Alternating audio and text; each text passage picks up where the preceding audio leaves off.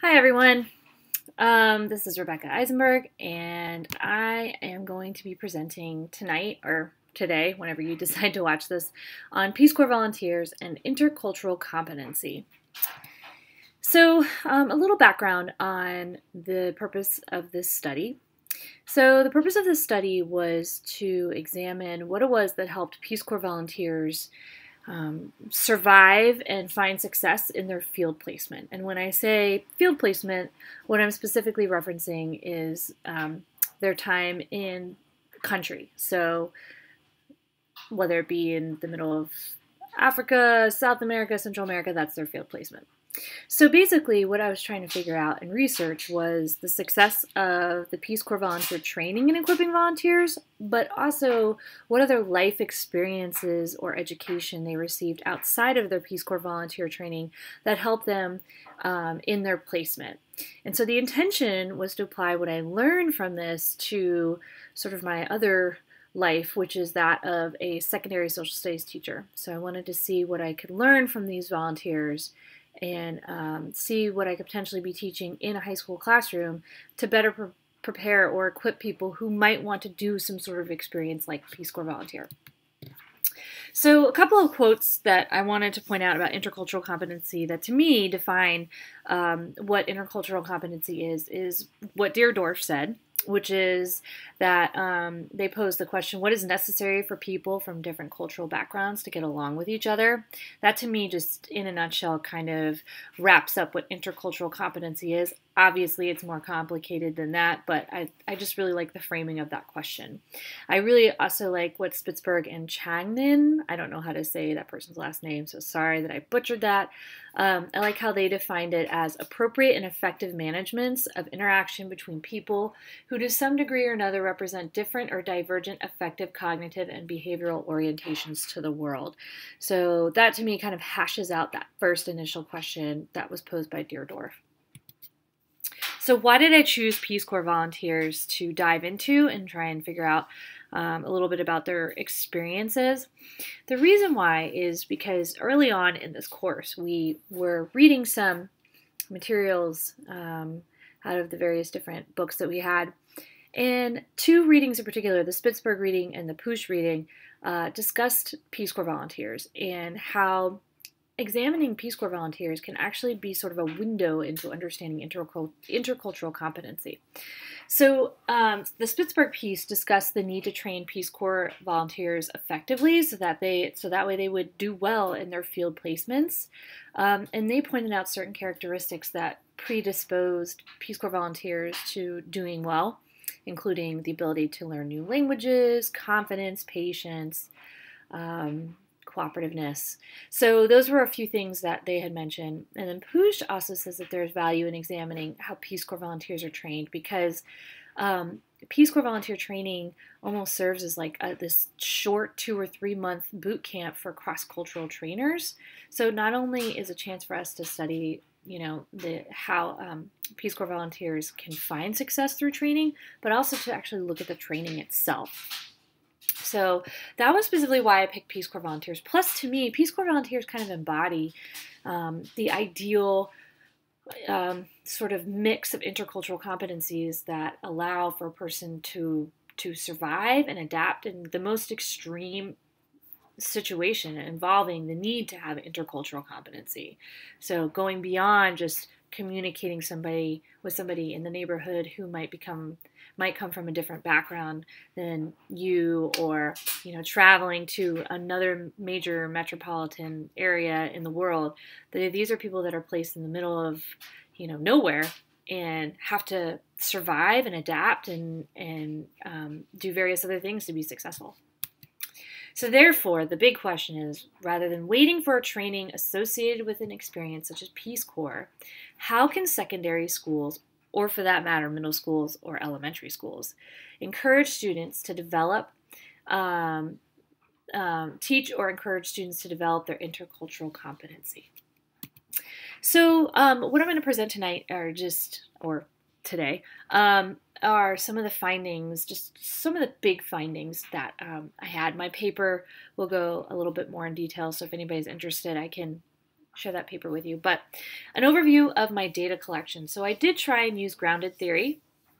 And the reason why I selected grounded theory specifically is because in a reading that we did by Sheridan and Stork in 2009, they said that grounded theory, and this is a quote from them, approaches data detached from preconceived ideas, placing the actual data, that is the interview or stories told by the interviewees, at the foreground of the research. So I really like that idea of why grounded theory is a good way to examine intercultural competency. I used a convenience sample, so I interviewed 3 women, all of whom served in sub-Saharan Africa. 2 are former Peace Corps volunteers, and 1 is currently in the field right now. And I'll talk a little bit more about them in a moment. The interviews were, and 2 of the women I met were through the Worldwide Match program. If you are a teacher and you want to connect with Peace Corps volunteers, it's a fantastic program, Worldwide Match. It's free. I used a semi-structured interview process where I had sort of a handful of questions that I for sure hit, but also I allowed the interview to kind of progress as it needed to. So many open-ended questions, beginning with why did you join the Peace Corps? I also asked questions that had to do with reasons for joining, skills they utilized. Like I asked them to tell me about a particularly challenging experience and how they dealt with it. And then to tell me about their Peace Corps training and how effective it was. Each interview was about 30 to 45 minutes. One interview was conducted over WhatsApp because she was still in the field. One interview was over Skype, and one interview was over phone. So here's a little bit about my 3 participants. Dee was the first person I interviewed. She is a person I met over Worldwide Match, so you can kind of see the data on her there. She's a little bit more of a recent Peace Corps volunteer grad. E is somebody that I know through my husband's schooling, and so she actually was in the field for 3 years. And then L is currently in the field. She is also in the Gambia, same as where E was, and she is another person that I met through Worldwide Match. They varied in age in terms of when they were there, and they all had different jobs. So just to give you an idea of sort of how I went about this, and this is just a small selection, what I would do is I would do the initial interview, and then I would read through it one time. Well, I'd do the initial interview and then memo, just kind of things that stuck out to me. Then I would read through it multiple times, and each time I would either do observer comments, meaning fields, or high and low inferencing. So I read through the interviews at least 4 or 5 times, if not more, and came up with some initial themes. In the column on the left are some examples of themes like cultural humility. And then from that, I basically folded them in and came up with these 5 codes. So reasons for joining, the role of language, either in why they joined and or issues they had or communication issues they had, the role of culture, placement, so what it was like to be placed, and that included things like training, and then experiences before the Peace Corps that they mentioned or weighed in terms of like what they learned or what they took with them and how they survived their placement. So I'm going to go through some findings fairly quickly. I'm not going to read the quotes over here, but what I did was I tried to match sort of an idea that we had in class to something that I heard or experienced during my interviews. So over here, what's interesting is Bennett talks about intercultural skill set, and all of the 3 volunteers had a sort of pre-established skill set before they went into the Peace Corps.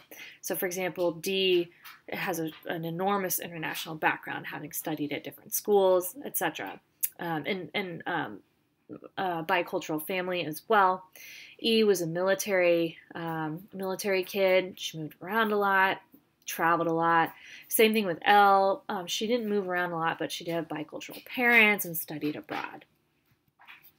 Another finding that had to do with Paige's model of intensity. She talked about language in her reading. I think Paige is a female. And language came up a lot when I was interviewing. And I won't read all of these quotes, but language did come up a lot in terms of reasons to join Peace Corps. So D and E talked about how they wanted to learn another language. They were enticed by that. And then both E and L both cited examples of where language created a communication problem for them, and they talked about that in terms of causing extreme stress. So language comes up a lot in the interviews that I did. Another thing that came up both in D and in E's interviews was this idea of being a tourist versus cultural embeddedness, which I thought was really interesting, and how they both really were excited about the idea of being culturally embedded in a community as opposed to just being like an international tourist. And that was one of the reasons why they joined Peace Corps. Bennett talks about how it's not okay to specify lists, skills, or attitudes, as it's not a one-size-fits-all in all cultural contexts and conditions. And I feel like sometimes when we talk about creating intercultural competency, we tend to do this, especially in secondary school settings, talking about globalizing curriculum, etc. And I think both D and E talked about the significance of having a skill set for tourism versus having a skill set for being culturally embedded, and how one was more challenging than the other. And then another finding that I thought was really interesting is that both D and E talked extensively, and they're both former volunteers, but they talk about how they needed every single second of their life experience to prepare them for the moment of becoming sort of independent within the Peace Corps volunteer, of getting out of training, their 2 to 3 month long training, and then being actually dropped off on site. And so they both had some pretty intriguing things to say about that. When I asked Elle about it, I think because she's still in Peace Corps, she hasn't had that time to reflect on it. But she said, it's kind of interestingly here, I would say that I'm partially equipped based off of the training, but it's learning through time as well. And so that was also another interesting finding that I had. So some brief analysis. Something that I found was that intercultural skills that they learned outside of Peace Corps volunteer training was used fairly extensively, like the idea of having cultural humility, empathy, humor. Those were all things that were mentioned. Also, something that I don't know if I came up with this or just I totally ripped it off of code switch, the idea of code switching, but culture switching was something that kind of came up where all three participants talked about being able to be in diverse situations and being able to kind of weave in and out of groups, whether that be in school or when they travel. The second thing is that intercultural skills can be groomed, like I said, well before they actually get into Peace Corps volunteer training. Their training is about 3 months long, and it does include not only learning language, but also like cultural stuff, like what's okay to do, what's not okay to do. And they said that that was helpful, but they already needed a very strong intercultural skill set prior to going to Peace Corps volunteer. Something else that they mentioned that was interesting was this idea of being aware of white privilege and the structures of colonialism. And that could have been learned before Peace Corps volunteer, as that wasn't really addressed in the Peace Corps volunteer training. And then the other thing is this idea that not all travel is equal. So it's one thing to travel to London or to Paris, and there's definitely skill involved in that.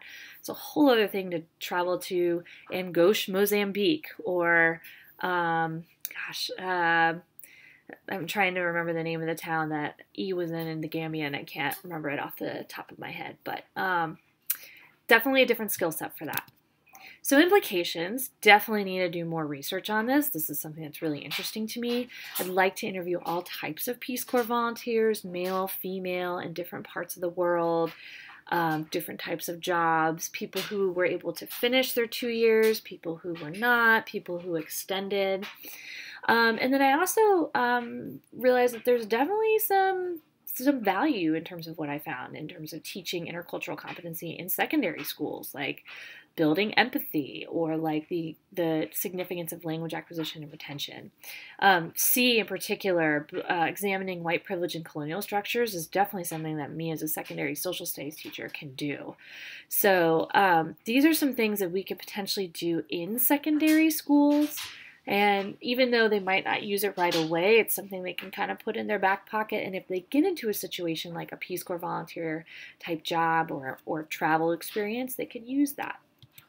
So in terms of reflection, this was a great project. I really enjoyed doing it, not only for me, but in my professional life as well.